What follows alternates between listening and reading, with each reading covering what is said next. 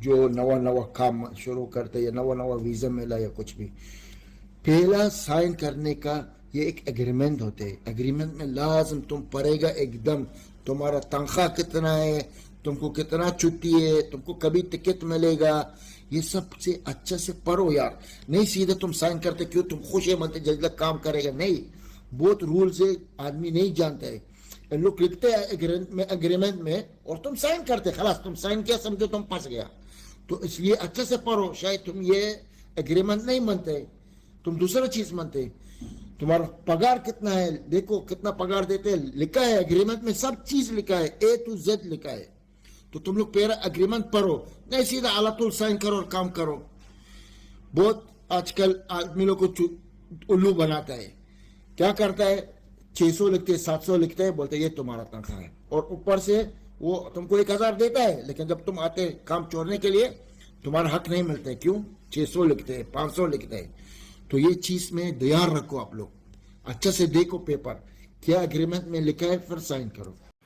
नमस्कार दोस्तों, कैसे हैं आप सब।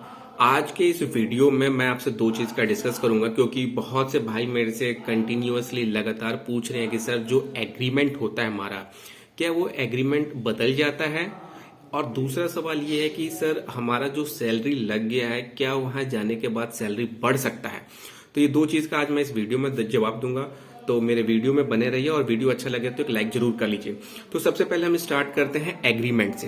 दोस्तों, जब आप इंटरव्यू देते हैं और इंटरव्यू देने के बाद जब आप पास हो जाते हैं तो आपसे एक साइन करवाया जाता है, एक एग्रीमेंट पेपर होता है।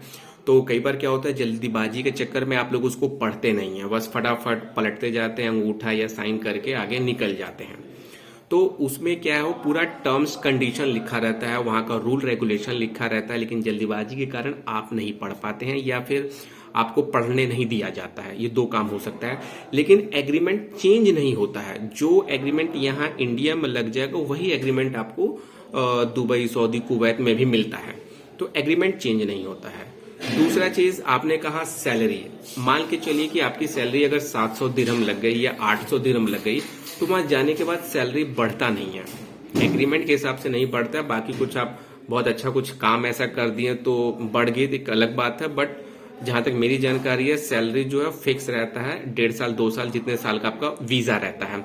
कुछ अच्छा काम किए तो वो एक अलग बात है। दोस्तों, हम पहले क्वेश्चन पे अपने दोबारा से आते हैं एग्रीमेंट के ऊपर। आप सबसे पहले अपना एग्रीमेंट को पढ़िए। अगर आप नहीं पढ़ पाते हैं तो जो ऑफिस वाले आते हैं, जो ऑफिस वाले इंटरव्यू लेने के लिए आते हैं, आप उनसे बोलिए कि सर आप हमें पढ़ के बता दीजिए कि हमारी कितनी सैलरी लगी है, क्या क्या सुविधा है, क्या क्या फैसिलिटी हमें मिलेगा। तो वो कभी भी आपको गलत नहीं बताएंगे। आपकी सैलरी कम हो चाहे ज्यादा हो, जो एक्चुअल सैलरी होगी वो आपको बताया जाएगा। तो इस चीज का विशेष ध्यान रखें। अगर आपको नहीं समझ में आ रहा है तो आप उनसे पूछ लीजिए। ये नहीं कि कुछ भी देखा और साइन करते गए, ऐसा करेंगे तो वो आपके लिए प्रॉब्लम है। नहीं पढ़ने आता है, आप ऑफिस वाले से पढ़वाइए, अपने एजेंट से पढ़वाइए, और तब साइन करिए। आपको सब ठीक लगता है तब आप साइन करिए, क्योंकि वहां जाने के बाद फिर चिकचिकबाजी हो जाती है कि सर हमारा सैलरी इतना था, यहाँ पे आने के बाद हमको इतना मिल रहा है। क्या ओवर टाइम मिलेगा, खाना हमारा रहेगा या कंपनी हमें खाना देगी, फूड मिलेगा या फूड का पैसा मिलेगा, हर एक एक चीज आपके एग्रीमेंट में लिखा रहता है। तो उसके ऊपर एक बार आप जरूर ध्यान दें, और इस तरह से आप ध्यान देंगे तो आपके साथ कभी गलत नहीं होगा। और बाकी वीडियो पसंद आए तो एक लाइक जरूर करें।